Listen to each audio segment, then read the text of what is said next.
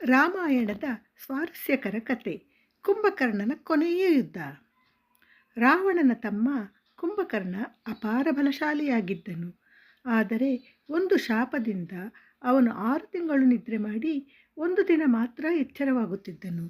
ಶ್ರೀರಾಮನೊಂದಿಗೆ ಯುದ್ಧ ನಡೆಯುತ್ತಿದ್ದಾಗ ರಾವಣನ ಸೇನೆ ಸೋಲತೊಡಗಿತು.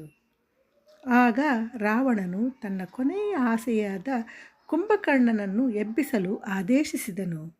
ಸಾವಿರಾರು ರಾಕ್ಷಸರು ಡೊಳ್ಳು ಬಾರಿಸಿದರು, ಶಂಖ ಊದಿದರು, ಆನೆಗಳನ್ನು ಓಡಿಸಿದರು.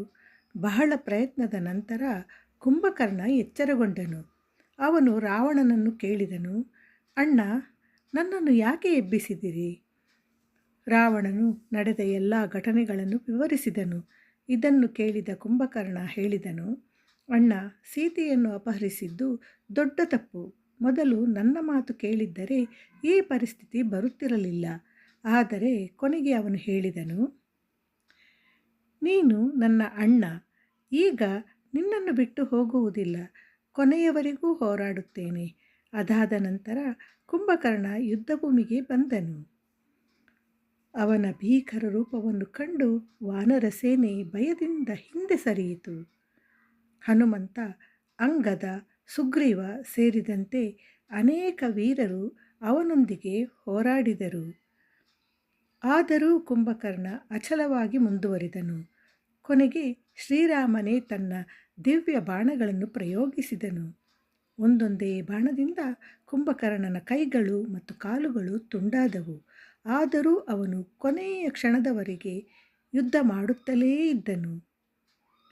ಅಂತಿಮವಾಗಿ ಶ್ರೀರಾಮನು ಬ್ರಹ್ಮಶಕ್ತಿಯುತ ಬಾಣವನ್ನು ಪ್ರಯೋಗಿಸಿದನು. ಆ ಬಾಣ ಕುಂಭಕರ್ಣನ ತಲೆಯನ್ನು ಕತ್ತರಿಸಿತು. ಅವನು ನೆಲಕ್ಕೆ ಬಿದ್ದಾಗ ಇಡೀ ಯುದ್ಧ ಭೂಮಿ ನಡುಗಿತು. ಕುಂಭಕರ್ಣನು ಅಧರ್ಮದ ಪರವಾಗಿ ಹೋರಾಡಿದರೂ ತನ್ನ ಅಣ್ಣನ ಮೇಲಿನ ನಿಷ್ಠೆಯನ್ನು ಕೊನೆಯವರೆಗೂ ಉಳಿಸಿಕೊಂಡನು. ಕಥೆಯ ನೀತಿ: ಬಲ ಮತ್ತು ಪರಾಕ್ರಮ ಇದ್ದರೂ ಅಧರ್ಮದ ಪರವಾಗಿ ನಿಂತರೆ ಅಂತಿಮವಾಗಿ ಸೋಲು ಖಚಿತ. ಧರ್ಮವೇ ಯಾವಾಗಲೂ ವಿಜಯಶಾಲಿಯಾಗುತ್ತದೆ. ಈ ಕಥೆಯನ್ನು ನೀವು ಇಷ್ಟಪಟ್ಟಿದ್ದರೆ ದಯವಿಟ್ಟು ನಮ್ಮ ಚಾನಲನ್ನು ಲೈಕ್ ಮಾಡಿ, ಶೇರ್ ಮಾಡಿ, ಸಬ್ಸ್ಕ್ರೈಬ್ ಮಾಡಿ ಪ್ರೋತ್ಸಾಹಿಸಿ. ಧನ್ಯವಾದಗಳು.